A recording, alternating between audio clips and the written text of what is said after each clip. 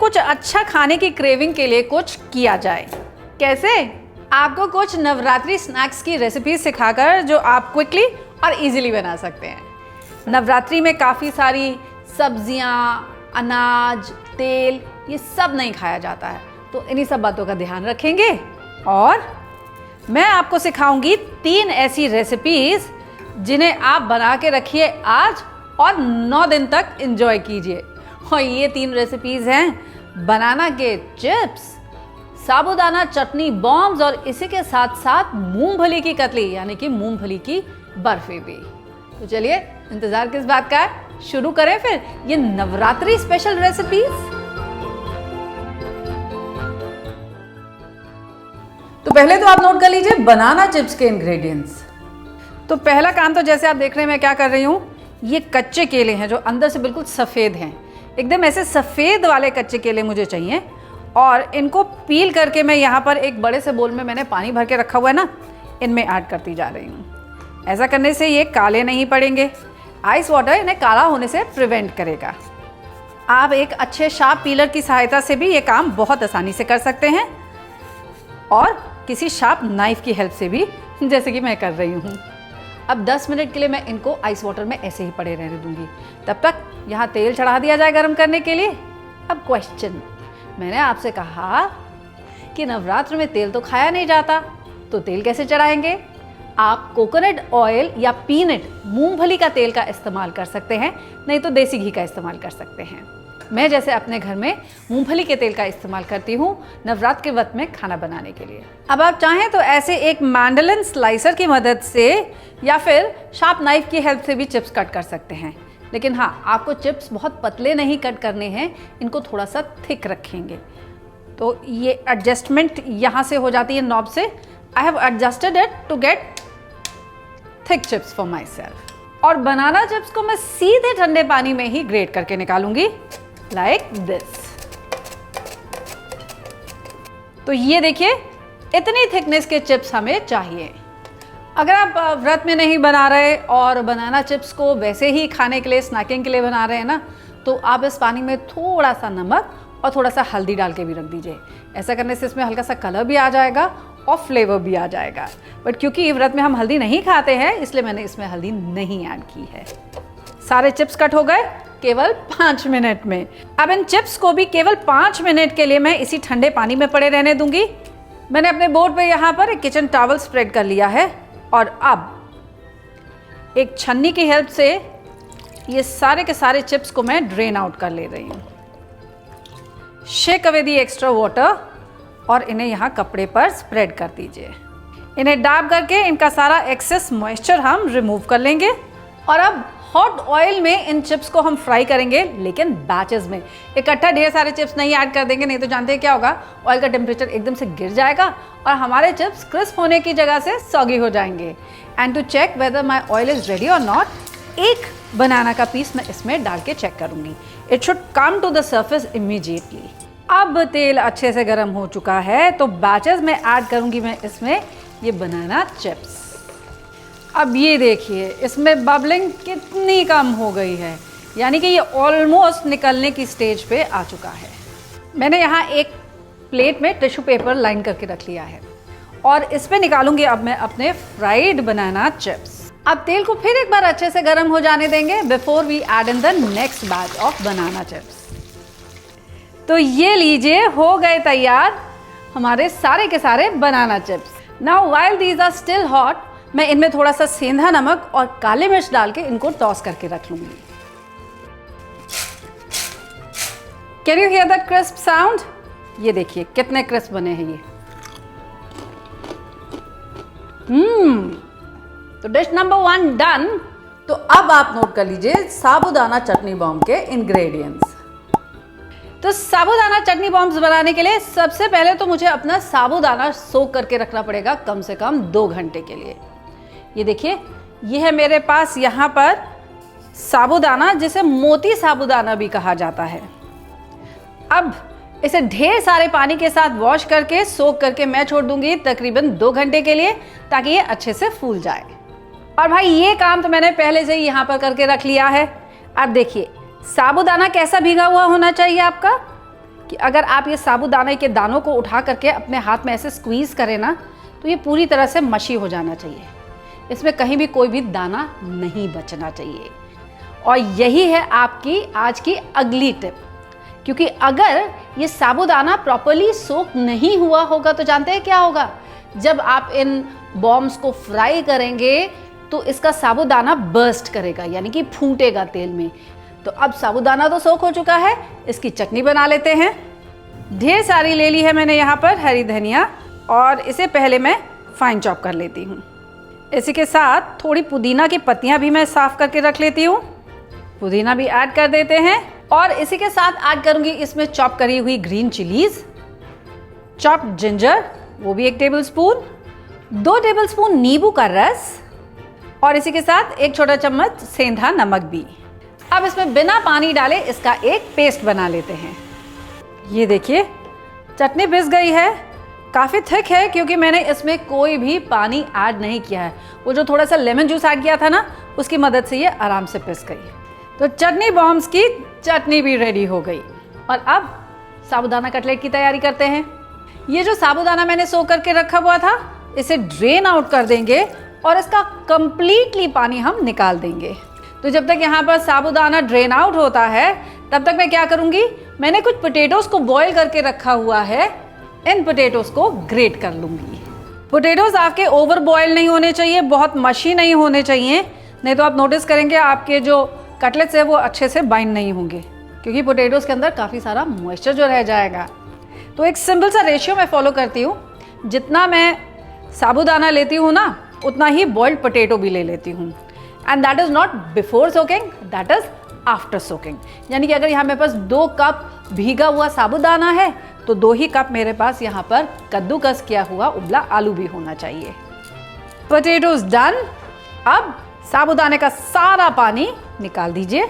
अब इसी बड़े से बोल में मैं यहाँ पर ये पोटैटोज और इसी के साथ साथ साबूदाना भी ले लेती हूँ। ऐड करूँगी इसमें थोड़ी काली मिर्च का पाउडर, स्वाद अनुसार सेंधा नमक, 1 टेबलस्पून बारीक कटी हुई हरी मिर्च, 1 टेबलस्पून बारीक कटी हुई अदरक, और इसी के साथ कुछ ताज़ी धनिया भी चॉप करके मैं इसमें ऐड कर देती हूँ। और अब इन्हें अच्छे से हम मैश कर देंगे।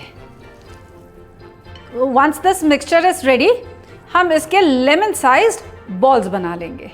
लेकिन that's not it, chutney bombs हैं, इनके अंदर अभी जाएगी एक चटनी की फिलिंग भी। अपने चटनी बॉम्ब्स बनाने के लिए मैंने यहाँ एक बोल में ले लिया है थोड़ा सा पीनट ऑयल, और ये रही मेरी चटनी। अब अपने हाथों को करूँगी मैं हल्के से ग्रीस। इसमें लूँगी ये पोटैटो और साबूदाने का मिक्सचर। अपने थंब से इसमें ऐसे आप एक इम्प्रेशन कीजिए और इसे कटोरी बना लीजिए।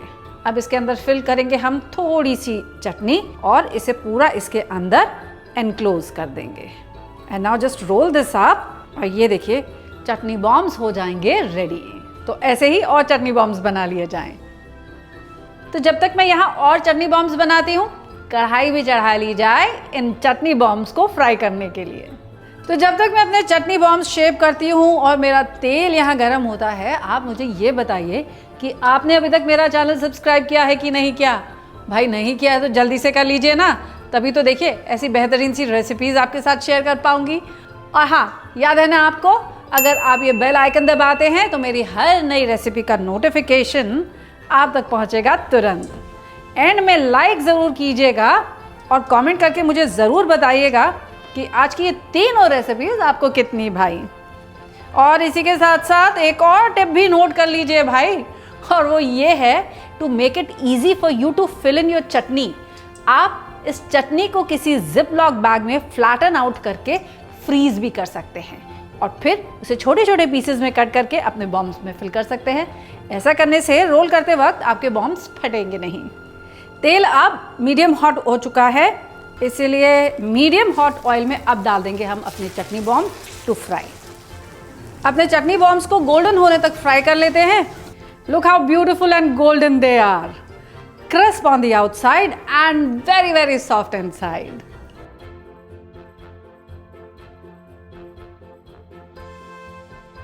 तो चटनी बॉम्ब्स रेडी। अब इनमें से एक को काट करके देखा जाए। ये देखिए, तो देखा आपने, चटनी की फिलिंग है इसके अंदर। और आप चाहे तो इनको अपने साथ कहीं भी कैरी भी कर सकते हैं, अलग से चटनी कैरी करने की ज़रूरत नहीं, क्योंकि चटनी तो ऑलरेडी इसके अंदर है। Let me taste this.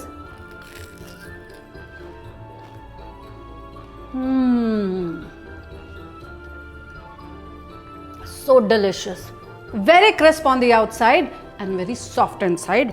और अंदर जाते ही मुंह में आता है एक चटनी का बर्स्ट ऑफ फ्लेवर। ट्राई कीजिएगा। मैं तब तक इसको खाती हूँ और चलती हूँ अगली रेसिपी की तरफ, जो है पीनट बर्फी। आप उसके इंग्रेडिएंट्स भी नोट कर लीजिए। तो पीनट बर्फी बनाने के लिए मैं इस्तेमाल करने जा रही हूँ यहाँ तकरीबन आधा किलो मूंगफली का। और अब इस मूंगफली को भून लूँगी मैं धीमी धीमी आंच पर, जब तक कि इसका छिलका अलग नहीं हो जाता। लेकिन हाँ, ये मूंगफली जो है ना, ये ब्राउन नहीं होनी चाहिए। बीच बीच में मूंगफली को अपने फिंगर्स के बीच में इस तरह से प्रेस करते रहिए। ये देखिए, अगर तो इसका छिलका आसानी से उतर जा रहा है, दैट मीन्स इट्स डन। इसे और कुक करने की हमें ज़रूरत नहीं पड़ेगी। और अब इस मूंगफली का छिलका उतारने के लिए मैं इस्तेमाल करूँगी एक क्लॉथ का। और ये है आपकी टिप ऑफ दिस रेसिपी। कोई भी एक किचन टॉवल लीजिए जो थोड़ा सा खुरदरा हो। It should not be a fine cotton cloth. और इसमें अब निकाल लीजिए आप अपनी मूंगफली और इसे क्लॉथ में कवर करके आप रब कीजिए लाइक दिस। तो देखा आपने, कपड़े से रगड़ लेने से कितनी आसानी से यह सारा छिलका निकल जाएगा। और कुछ मूंगफली पे अगर छिलका चिपका रह जाए, just rub it with your fingers like this और ये सारा छिलका इसका इजीली उतर जाएगा। अब एक बड़ी सी थाली पे इस मूंगफली को मैं निकाल लूँगी। अब इसे फटक लीजिए और छिलके आप ऐसे अलग हटा सकते हैं। तो ये देखिए, मेरी मूंगफली का छिलका सारा उतर गया। और अब इसे कम्प्लीटली कूल डाउन मैं कर दूंगी। और कूल करने के बाद इसको थोड़ा थोड़ा करके मैं पीसूंगी और इसका एक पाउडर बना लूँगी। और यही आती है आपकी next tip of the day, जो ये कहती है कि इसे पहली बार तो थोड़ा थोड़ा पीसिएगा और फिर कंटिन्यूअसली एक स्पीड पे मत पीसिएगा। रोक रोक के मिक्सी को आपको इसे पाउडर करना है, क्योंकि अगर आपने इसे लंबे समय तक मिक्सी में चला दिया ना, तो ये पाउडर बनने की जगह इसका एक पेस्ट बन जाएगा, क्योंकि मूंगफली अपना तेल छोड़ देगी। ये देखिए, मूंगफली का पाउडर तो मैंने बना लिया है, लेकिन पहले इसे एक छन्नी की सहायता से मैं छान लूँगी, ताकि अगर इसमें कोई भी बड़े बड़े पीसेस हो वो निकल जाएं। अब ऐसे ही सेकेंड बैच भी मैं पीस लेती हूँ। Once again keeping in mind, इकट्ठा नहीं चलाना है, धीरे धीरे रुक करके इसको चलाना है। इसे भी छन्नी से छान लेते हैं। अब इस पीनट पाउडर में मैं ऐड कर दूंगी 1/3 कप ऑफ मिल्क पाउडर। ऐसा करने से क्या होगा, ये इसको एक रिचनेस देगा। अगर आपके पास मिल्क पाउडर ना हो तो मत ऐड कीजिए, कंपल्सरी नहीं है ये। तो ये पाउडर मेरा रेडी। अब इसके लिए एक चाशनी पका लेते हैं। अब अपने पैन में मैंने ले लिया है 1.5 कटोरी चीनी और 1.5 कटोरी चीनी में मैं ऐड करूंगी 3/4 कप पानी, यानी कि 1:2 का रेशियो। और अब इसे पका लेंगे हम तब तक जब तक हमारे पास एक 2 तार की चाशनी रेडी नहीं हो जाती। और अब नोट कर लीजिए एक और बहुत इंपॉर्टेंट टिप, जब भी आप चीनी की चाशनी पकाएं, जब तक पानी में उबाल नहीं आ जाता तब तक चीनी को तो आप चला सकते हैं, but once it comes to a boil इसे बिल्कुल मत चलाइएगा। ऐसा क्यों? क्योंकि अगर आपने चीनी पे उबाल आने के बाद इसे चलाया तो चांसेस आर कि आपकी जो शुगर सिरप है यानी कि चाशनी, वो वापस से क्रिस्टलाइज होने लग जाएगी। यानी कि आप नोटिस करेंगे कि पैन के साइड में चीनी वापस दानेदार हो जाएगी। इसीलिए once the sugar has melted और आपकी सिरप एक तेज उबाल पे आ गई, इसके बाद इसे चलाएंगे नहीं। चाशनी को 7 से 8 मिनट तक जब आप पका लेंगे ना, आप नोटिस करेंगे कि अब इसमें तार पड़ने लग गया है। कैसे पता चलेगा? ये देखिए, जब आप इसे अपने स्पून से यूं ड्रॉप करेंगे, यू विल नोटिस कि वो एक तरफ से गिरने लग गई है। ऐसे इसे 2 मिनट और पकाऊंगी ना तो इसमें 2 तार की चाशनी पक जाएगी। कैसे, वो भी दिखाती हूँ। अब देखिए, when I drop the syrup, आप नोटिस करेंगे कि ये 2 तरफ से गिरने लग गई है, डबल ड्रॉप्स। इसका मतलब 2 तार की चाशनी तैयार हो गई है। और अब ऐड करेंगे हम इसमें ये मूंगफली का पाउडर। अब इमीडिएटली हम इसे स्टर करना शुरू करेंगे और इसे कुक कर लेंगे जब तक it all starts coming together like a ball. और ये पैन के साइड्स छोड़ना शुरू कर दे। पहले इसे फटाफट से चला लीजिए। मूंगफली के पाउडर को आप अच्छे से चाशनी में मिला लीजिए। ये देखिए मिक्सचर अब धीरे धीरे इकट्ठा होना शुरू हो गया है and it has also started leaving the sides of the pan. लेकिन अभी मुझे इसे थोड़ा और कुक करना है जब तक कि ये बिल्कुल पैन के साइड्स छोड़ना शुरू नहीं कर देता। ये देखिए it has now started coming together like a ball. At this stage मैं ऐड करूंगी इसमें 1 टेबलस्पून देसी घी और घी के साथ इसे पका लूंगी। अब ये देखिए the entire mixture has come together और इसने पूरा स्पून भी छोड़ दिया है। मेरे पास है यहाँ पर ये बटर पेपर की शीट जिसे मैं पहले ग्रीस कर लूंगी थोड़े देसी घी के साथ। अब इस पे निकाल लेते हैं हम ये प्रिपेयर किया हुआ पीनट का मिक्सचर। इसे फ्लैटन आउट कर दीजिए। अपने स्पैटुला को भी मैं देसी घी से ग्रीस कर ले रही हूँ और फिर इसे टैप करके इसे मैं एक स्क्वायर की तरह से शेप कर दूंगी। अब इसे बटर पेपर से कवर कर दीजिए और एक बेलन की सहायता से मैं इसे रोल आउट करके थोड़ा पतला कर दूंगी। अब इस कतली को हम अच्छे से सेट हो जाने देंगे, ठंडा हो जाने देंगे and this will take you at least 2 hours. Peanut katli अब ठंडी हो चुकी है तो इसका पेपर जो है ना पहले उसे प्यार से आप पील ऑफ करके हटा दीजिए।